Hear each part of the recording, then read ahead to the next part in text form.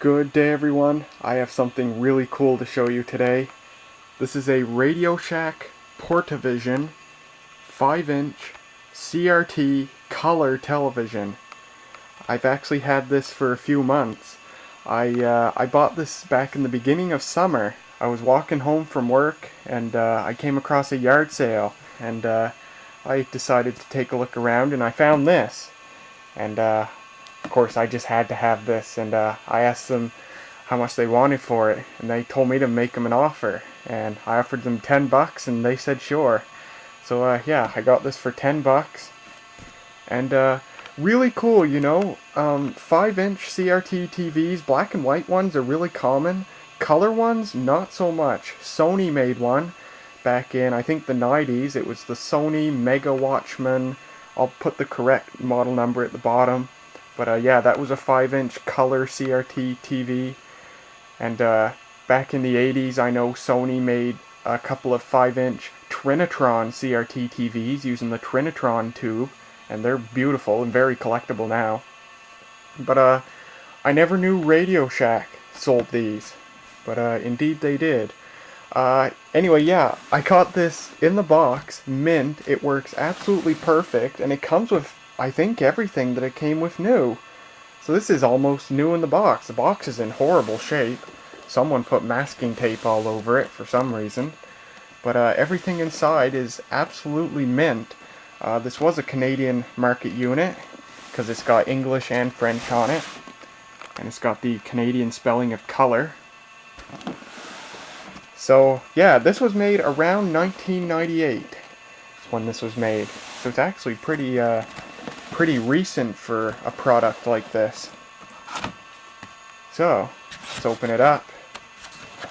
It's got styrofoam inserts, and it's really a two-handed job.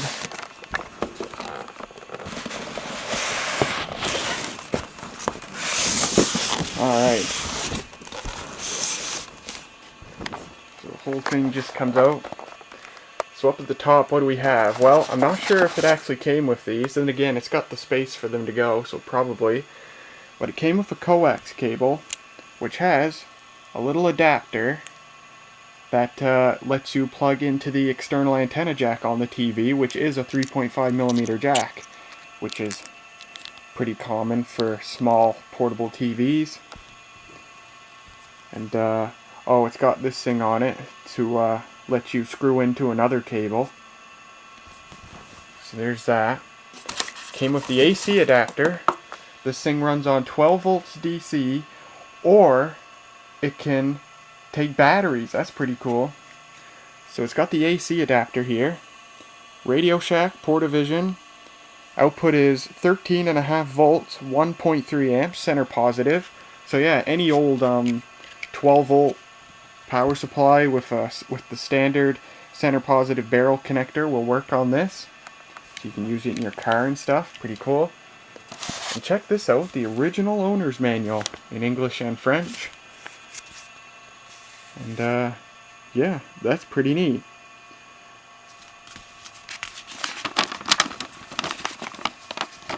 It's got a copyright date of 1996.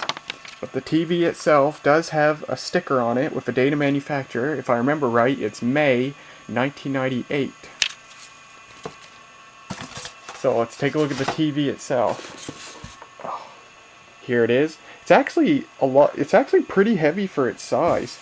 Evidently, color CRT tubes are way heavier than black and white CRT tubes. But just take a look at this. It's a very nice looking thing. And of course there's not a scratch on it, so that helps. But there you go.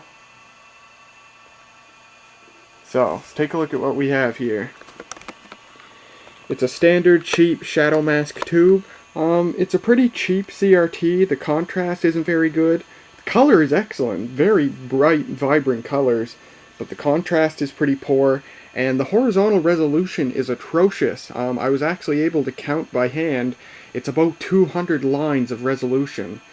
And yeah, that's better than like a little portable 2-inch LCD TV like my Casio TV 400, which has a resolution of only 80 lines. But for a screen this size, it's still pretty low resolution, and it makes small text hard to read. Too bad. If they gave it decent resolution, you know, it'd be very readable even for a small screen. But oh well, you know, they had to design it to a certain price point. Speaking of price, it might surprise you to learn how much this thing cost in 1998. The black and white TVs like this you could usually get for like 20 or 30 bucks back in the 90s and 2000s. So I expected this to be maybe, you know, 60, 70, $80. This thing had a retail price of $250 in 1998. I was astonished when I learned that. That's really expensive. But to be honest, it doesn't feel cheap. It feels like a decently made unit. I still don't think it feels like a $250 unit. You know, it feels like maybe a $100 or $150 unit. But yeah, this was pretty darn expensive back in the day.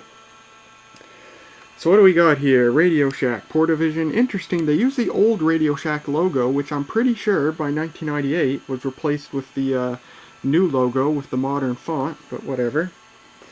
We have our tuning dial down here. This thing has electronic tuning. There's no tuning dial. There's just these two buttons here, tune up, tune down.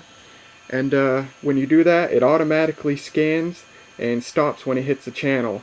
And when it scans, there's this vertical green line that indicates what channel you're on. It points to the dial here that scrolls across the display. So kind of cool. It is a standard VHF UHF tuner, and it's got the switch here. VHF low, which is channels 2 to 6, I guess. VHF high, which is 7 to 13, and then UHF, which goes up to channel 69. We have our volume wheel, which also serves as the power control, on or off. And that's it for the front. On the right side, we have the single speaker. And we have some controls here. We have an earphone jack. We have controls for brightness, contrast, color, and tint. On the left side, just some caution stickers. Risk of discharge electric. Wow, that's interesting. Quite interesting in English there. I wouldn't have expected that. Warning, to prevent the risk of fire, electric shock, do not expose this appliance to rain or moisture, and do not remove cover or back. That's... the cover is the back. Like, okay, anyway. Kind of interesting English there. Date code 5A8. That is May of 1998. Info sticker here, Radio Shack Portavision.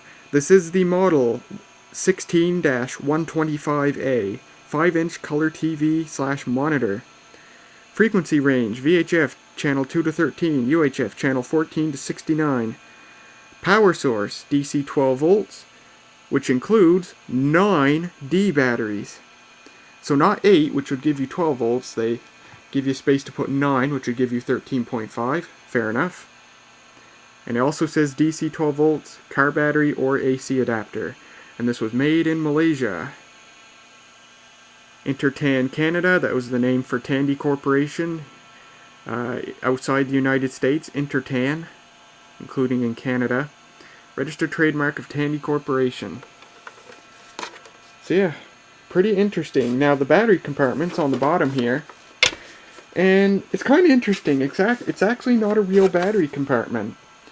See that little wire coming out of it there that goes up inside the battery compartment itself? When you want to run on batteries, you have to pull that wire out and plug it into the DC input jack here. That's how it works. And you can actually remove the battery compartment. It's two little tabs here and here. It's a two-handed job. So, just comes off just like that. And there's the battery compartment. 9D batteries and a standard barrel connector that plugs into the DC input jack. So if you don't need batteries, you can just leave it off the TV and it makes it a bit smaller. Although I leave it on because it props up the TV a bit. And speaking of propping up the TV, it actually has a stand right here. And if you look here, the battery compartment was actually covering a date code. May 1998. Right on there. And there's the serial number. So yeah, it's got this stand which flips up. And I'm sure it works better on a hard surface than it does on a bed. But there you go. And kind of the neat thing about this is if I wanted to, let's say the power was out and I wanted to get on the internet, I could put 9D batteries in this and then just plug that right into the internet router, which also uses a standard 12-volt barrel connector. So this is actually be useful for a lot of stuff. Kind of neat. So yeah, I will put this back on the TV and I will hook up the AC adapter and we'll actually turn this thing on and see it work. Alright, so we're plugged in, let's turn it on. I don't know how long this would last on batteries. A few hours at least, probably. So yeah, it's actually on the monitor mode. I forgot to mention, frig. Yeah, obviously, over here you have the external antenna jack. You also get composite AV input, it's pretty nice. And you get a switch to switch between the antenna or the composite input, which they call TV mode or monitor mode. So we're in monitor mode, so it's expecting an input at the, wow, I might have to turn steady shot off. It's expecting an input at the composite inputs. There, I've turned steady shot off, and that made it better. Now I think it's actually, this screen it's showing right now should actually be black because there's nothing in the line input, but the contrast is just so poor that it's actually coming up white. If I reduce the brightness, there, now it's gone black, which to the display looks like it's just turned off because the contrast is so poor. This display is, the tube itself is white when it's turned off. But let me put on TV mode here. I'm not sure we have any analog stations running here anymore. And there you can see it's actually tuning. We did have one station here that was exempt from the digital switchover because it was a low power station. But I'm not sure it's running anymore. I'll pull up the antenna here. Got a nice long antenna. And it was on UHF channel 30 something. I doubt it's running anymore. By the looks of it, I would say not. I'll tell you one thing I haven't missed about CRT TVs is that ear-piercing 10 kilohertz whine. Or 15 kilohertz, whatever it is. I would say by the looks of it, we no longer have that one low power station running here. Okay, whatever. I have other sources that we can hook up to this. So, I will switch it to monitor mode. And let's hook some stuff up. Well, here's some meta. Here's my camcorder. And, oh, that's the hue I'm adjusting. Yeah, that's the color saturation. There's black and white, and there, vibrant color.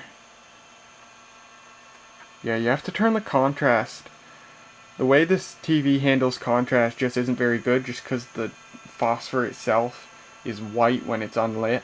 So you either have to have decent contrast, but then you can't see a lot of stuff, or poor contrast and you're able to see everything. And, oh yeah, then the brightness. No brightness, bright. Yes, that's the camcorder.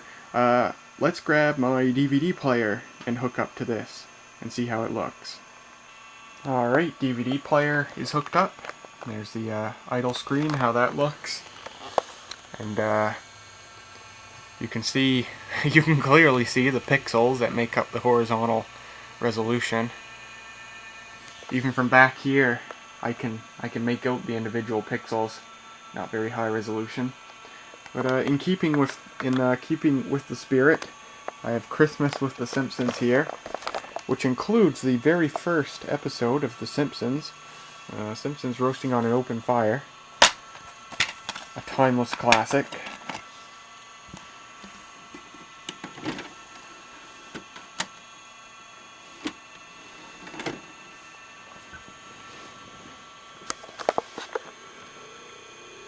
We'll get to hear how this thing sounds as well. It's not great, but it's not bad. Ooh, FBI. Overlaid with the Fox logo. So yeah, it's actually, all in all, aside from the low resolution and the shoddy contrast, it's actually pretty good display.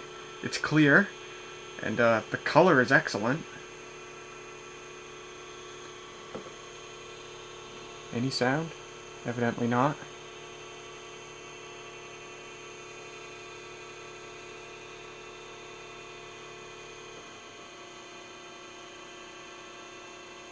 Okay, play. There we go.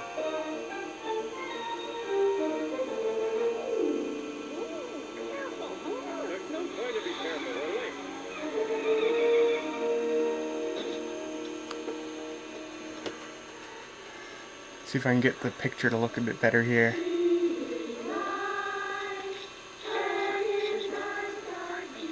Norman, how's it going? So you got dragged out here too, huh? I do, Chris. Yeah, excuse me, Chris. Oh, hard to make a lot. Hey, when I'm nearby. Now, Lisa Simpson as Tawanga, the Santa Claus of the South Sea. Oh, it's Lisa. That's all right. It's got a pretty good picture on it. Sounds typical for a cheap portable TV. Picture, aside from the aforementioned nuances, it's actually pretty darn good. It's pretty nice. Turn my exposure back up here. So, yeah, that's really all there is to show of this thing. It's a pretty nice unit. It'll actually be useful for my next video, where I demo another VCR that I got. Ooh, that'll be nice. And, yeah, it's a pretty fun little unit. I've got one more thing to show. I've been doing some research, and I've been on RadioShackCatalogs.com, and I dug through Radio Shack's various catalogs of the past, and I learned of this thing's heritage. Radio Shack started offering a 5-inch color television in 1983, and that unit cost $400, and every couple of years they slightly updated it, and I think the very next year they reduced the price to $350, and then $300 in a few years, and then a few years later, and a few revisions of this product, they lowered the price to $250, and that's where it stayed until Radio Shack discontinued their 5-inch color TV, and I think it was the early 2000s. I have I actually made a file back when I did the research with all the details. Yeah, I have all the model numbers here and the years that they were made. My unit, the 16-125, was the second to last iteration, made from 1994 to 2000. And then they slightly, if I remember right, the replacement model, the 16-3000, actually looked exactly the same, but it just had a different model number. And that was made in 2001 and 2002, also for a price of $250. And interestingly, in 1993, they sold it not under the Realistic name, or Radio Shack name, but under the Memorex name. That was the only year they ever did that. I'll dig up a catalog from when this TV was advertised, and I will show you the listing for that. Here's Radio Shack's 1995 catalog. They offered a lot of portable LCD pocket color TVs at the time. These were all made by Casio. I don't know who made that one. I don't know if it would have been a Tandy themselves or what, I don't know. Maybe Curtis, since they made a lot of 5-inch black and white TVs. I don't know if they ever made any color ones. Yeah, they had a lot of Casio units here. And they weren't cheap either back in the day.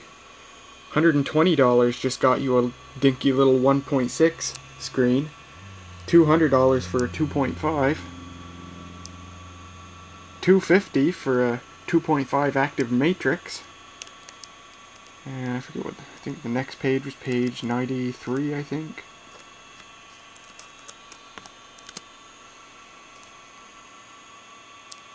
Yes, here's the black and white units.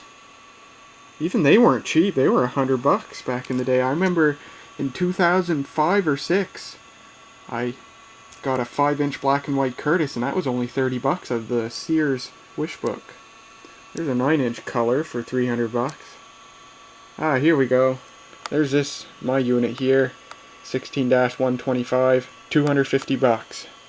Plays on home AC, vehicle DC, or battery, so you can enjoy your favorite TV programs anywhere. Great for the desktop, RV, workshop, built-in stand, lets you tilt the TV.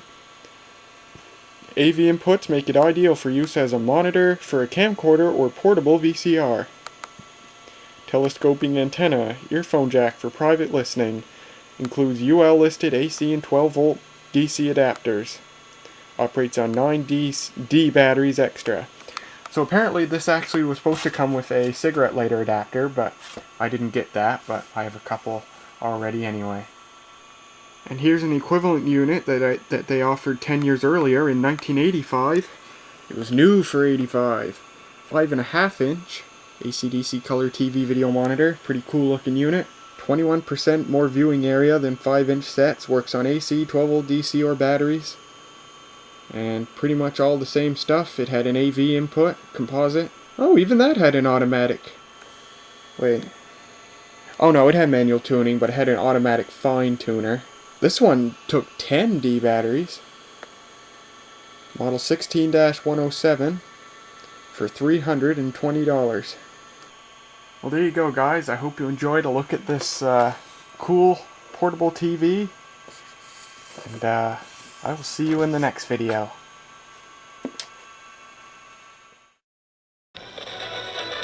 Thanks for that, gentlemen. I know it was a very early Sunday for you. Now, there were 8 games on the go in Italy on Sunday as the champions, and they've lost twice already this season, yeah, but they've barely shown any signs, really, of having lost their mojo. I say wow because I can't believe I actually, yeah, my god. I got everything plugged into that motherboard the right way around first time. I can't believe it.